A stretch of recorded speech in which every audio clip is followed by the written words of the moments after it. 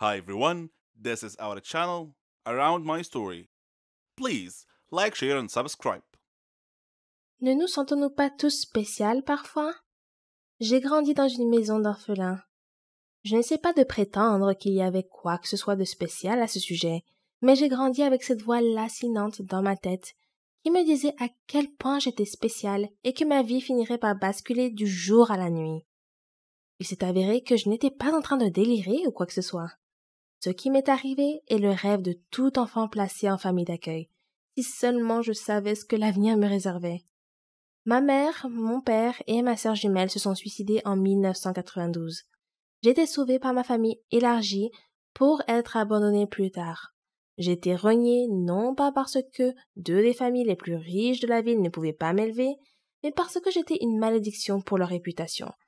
Mon père et ma mère n'étaient pas mariés, et cela leur a apporté tant de honte qu'ils se sont suicidés. Quelques mois plus tard, un beau jour, je me suis réveillée dans un foyer pour enfants. Je suis maintenant orpheline. Je n'ai absolument aucun souvenir de mes parents, ni même de ma sœur jumelle. Mais je me souviens très bien de ma famille éloignée. Ils m'ont abandonnée quand j'avais 6 ans. Mon oncle est un homme d'affaires extrêmement riche. Il n'a jamais été vraiment méchant avec moi. En fait, il m'a placée dans ce qu'on peut appeler une maison de luxe. Bien qu'il ait promis de me rendre visite tous les week-ends, il ne l'a jamais fait. J'étais placée dans une chambre de taille moyenne avec 4 autres filles. Rosaline, Claire, Bella et moi, Rachel. Elles étaient toutes habillées de chemises de nuit propres, mais elles étaient toutes de la même couleur, vert pâle. Madame Milton, notre tutrice, m'a donné une robe similaire enfilée. J'avais l'impression d'être admise dans l'armée des enfants. Nos cheveux étaient toujours attachés en un chignon serré. Nous nous ressemblions toutes. Madame Milton n'était pas la personne la plus gentille que l'on puisse rencontrer, mais elle n'était pas méchante non plus. La maison était divisée en 2 sections. Une pour les garçons et une pour les filles.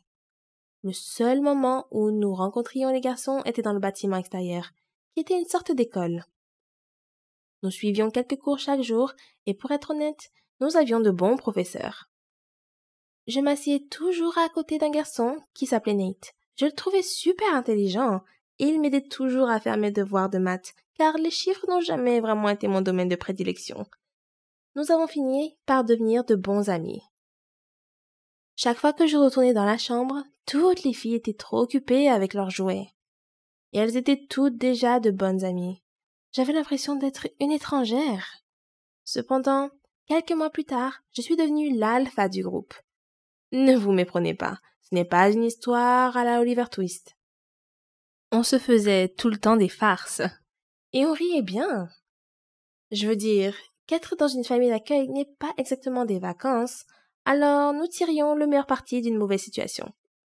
Quand les filles s'endormaient le soir, je faisais semblant de dormir jusqu'à ce que Madame Milton se soit endormie elle aussi.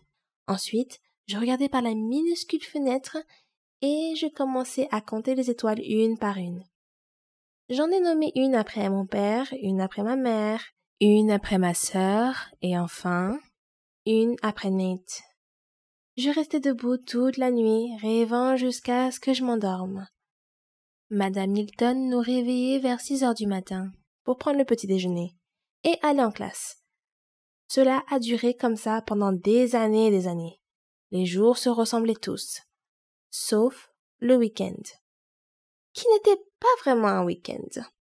Cela signifiait seulement que nous avions le droit de manger du dessert. J'ai toujours été une petite fille extrêmement curieuse. Et si Nate et moi sommes devenus si proches, c'est parce qu'il était curieux lui aussi. Nous n'avions aucune idée du monde extérieur. Nous avions tant de questions sans réponse, et parfois, nous inventions des réponses pour apprivoiser nos cerveaux. Les filles avaient des parents qui leur rendaient visite pendant le week-end, mais moi, je restais dans ma chambre. Parfois, je pleurais, et parfois je fermais les yeux en essayant d'imaginer à quoi ressemblait ma mère. Un jour, pendant le cours de sciences, Nate m'a demandé qui me rendait visite le week-end. Je n'ai jamais répondu. J'ai fait semblant de ne pas l'entendre. Mais dans un moment d'extrême confusion et de tristesse, j'ai écrit quelque chose sur un morceau de papier et je lui ai passé. Il disait « Sortons d'ici ». Nous avions 12 ans à l'époque. Je ne me souciais pas du tout des conséquences. Tout ce qui m'importait, c'était de sortir d'ici et de découvrir ce qui se passait dans le monde extérieur. Je voulais retourner chez mon oncle, même s'il ne voulait pas de moi. Nate a regardé le papier, l'a plié en deux, l'a avalé, et il m'a fait signe de tête.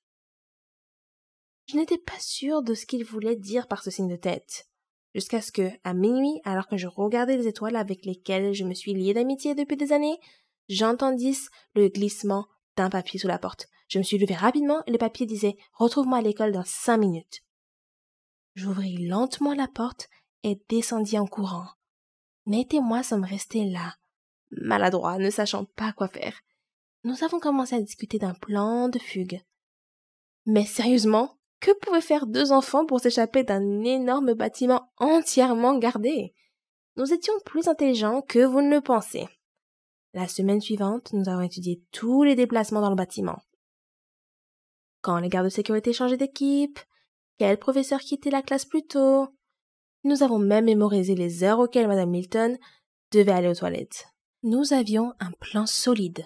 À la fin de la semaine, le vendredi, nous avions cours d'histoire et le professeur partait toujours quelques minutes plus tôt. Au même moment, les agents de sécurité changeaient de poste et Madame Milton mettait 3 à 4 minutes pour descendre et nous raccompagner à nos chambres. C'était le moment. C'était le moment que j'attendais depuis le début. Nous avons passé le dos du garde et nous avons couru et couru comme si c'était la dernière fois. Après quelques pâtés de maison, nous étions à bout de souffle. Nous étions 2 enfants habillés exactement de la même façon, sans argent et sans endroit où aller. Mais nous ne pouvions pas nous arrêter, pas après avoir finalement réussi. Nous avons continué à marcher jusqu'à ce qu'il fasse nuit. J'ai regardé le ciel et je n'en croyais pas mes yeux. Le ciel avait des étoiles à l'infini. J'ai laissé tomber mes cheveux et me suis débarrassée de ce stupide chignon que j'avais depuis des années. J'ai décidé que Nate et moi pourrions aller dans un magasin et demander un emploi convenable qui pourrait nous offrir un endroit pour vivre et de la nourriture. Oui, j'étais tellement intelligente et je le suis toujours. Nous sommes donc entrés dans une épicerie tenue par une vieille dame. Nous lui avons raconté notre histoire et elle nous a répondu « Je dois appeler la police ». Nous avons supplié et pleuré et la dame avait un grand cœur. Elle nous a offert des sandwichs et nous a dit que nous pouvions aider à livrer les courses dans le quartier. Nous avons immédiatement accepté. Nate et moi avons dû dormir sous une couverture à l'intérieur du magasin toutes les nuits. Ce n'était pas une situation idéale, mais nous adorions ce sentiment de liberté. Nous avions l'impression d'être des enfants héros dotés de super-pouvoirs. Nous sommes restés avec la vieille dame pendant ce qui nous a semblé être une année. Si vous ne l'avez pas encore deviné, j'étais amoureuse de Nate. J'avais planifié notre mariage dans ma tête. Et bien qu'il ne m'ait jamais répondu, je savais qu'il m'aimait encore plus. Un jour, nous avons entendu la vieille dame parler à un officier qui cherchait 2 enfants perdus. On a pris tout l'argent qu'on pouvait et on a couru par la porte de derrière. Je sais que c'est inconsidéré de voler la femme qui a subvenu à nos besoins, mais il n'y avait pas d'autre moyen. Nous avons rapidement arrêté un taxi et demandé au chauffeur de conduire le plus loin possible. Il nous a jeté un regard bizarre, mais lorsque nous lui avons montré l'argent, il a commencé à conduire. À ce moment-là, Nate m'a pris la main pour la toute première fois et m'a dit « Ça va aller ». J'ai senti mon cœur fondre sur le sol. Mais le bruit de la circulation m'a ramené à la raison. Le chauffeur de taxi conduisait bizarrement, mais aucun de nous n'était vraiment familier avec la conduite. Donc nous n'avons jamais vraiment fait attention. J'ai regardé Nate et j'ai dit « Nous devons trouver mon oncle. Il est riche, il peut nous aider. Tu peux te cacher dans ma chambre ou il peut même nous adopter. Je ne sais pas. » Ma voix était tremblante. Nate a répondu « Hé, calme-toi. Je te promets que tout va bien se passer. Rachel, nous sommes ensemble, c'est tout ce qui compte. Et je vais t'aider à trouver ton oncle. » Je n'ai pas entendu le reste de ces paroles. Je me suis réveillée dans un lit d'hôpital. J'ai crié à plein poumon. Une infirmière est entrée et j'ai demandé « Qui êtes-vous? Pourquoi suis-je ici? Je dois partir tout de suite. Où est Nate ?» L'infirmière m'a donné un comprimé et de l'eau. Elle m'a dit « Calmez-vous. vous allez vous en sortir, votre ami va bien. Vous avez eu un accident de voiture. Quel est votre nom? J'ai repoussé sa main et refusé de prendre la pilule. Je lui ai répondu, je m'appelle Rachel et je dois voir mon ami tout de suite. L'infirmière est partie. Ensuite, un officier est entré. Il a commencé à poser des questions et j'ai continué à demander à voir Nate. Je n'ai jamais répondu à aucune de ces questions. Je lui ai demandé de rappeler l'infirmière et elle est venue. Je lui ai demandé de m'aider à m'asseoir droit parce que je sentais à peine mes jambes. Peut-être avais-je dormi trop longtemps. Elle est restée plantée là. J'ai baissé les yeux et je n'ai pas de jambes. Que s'est-il passé? J'ai demandé. L'accident est survenu, Rachel, a répondu l'infirmière. Maintenant je suis une orpheline infirme? Non, ça ne peut pas être vrai. Je ne sais pas pourquoi, mais j'étais super calme. Qu'est-il arrivé à mon ami? Il va bien. Où sont tes parents? J'ai fixé le plafond blanc et je n'ai rien répondu. Je ne sais pas comment, mais le lendemain matin, l'officier m'a réveillée. Je lui ai raconté toute l'histoire et j'ai décrit mon oncle et son nom de commerçant. J'avais besoin de toute l'aide possible, mais personne ne me disait rien sur Nate. Plus tard dans la journée, un médecin est venu m'expliquer que je devais subir une opération pour poser des jambes artificielles. Je ne savais pas ce que cela signifiait et j'ai demandé innocemment « Est-ce que cela veut dire que je vais remarcher ?» Le médecin m'a expliqué que je pourrais remarcher, mais que cela prendrait quelques années. Plus tard dans la journée, mon oncle est arrivé. J'avais un torrent de sentiments contradictoires, mais mes yeux étaient vides. Je ne pouvais pas verser une larme. La première chose qu'il a dite, c'est « Pourquoi t'es-tu fait ça, chérie ?» Il a osé m'appeler chérie et me reprocher ce qu'il avait fait lui-même.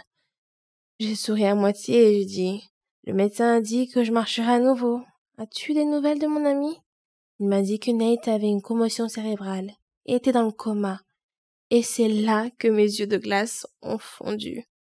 Je me sentais coupable. C'était moi qui l'avais fait fuir. Si je n'avais pas été là, il aurait peut-être été en bonne santé maintenant. Oncle Todd, tu peux appeler le médecin pour moi? Ai-je demandé. Le médecin était très compréhensif, même s'il n'avait pas une idée précise de ce qui se passait. Il m'a expliqué que Nate irait bien. Et je l'ai cru. Mon oncle a payé pour mon opération, et pour le séjour de Nate aussi. C'est déroutant. S'il avait un si grand cœur, pourquoi m'a-t-il envoyé dans une famille d'accueil? J'ai perdu le fil des jours. J'aurais voulu être de retour à l'orphelinat, assise à côté de Nate pendant qu'il m'aidait à faire mes devoirs.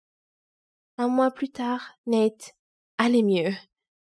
Je l'ai vu quelques fois, et j'étais capable de faire quelques pas avec l'aide des infirmières. Mon oncle me rendait visite de temps en temps, et je voyais bien qu'il essayait de se faire pardonner. Mais n'était-ce pas un peu trop tard? 10 mois plus tard, nous avons tous deux été renvoyés à l'orphelinat avec des rapports indiquant que Nate risquait une attaque cérébrale et que je ne pouvais pas marcher ou rester debout trop longtemps. Mon oncle nous a proposé de rester chez lui, mais nous savions tous les deux qu'il ne le pensait pas. De retour à l'orphelinat, nous avons été traités différemment. Ce n'était tout simplement pas la même chose.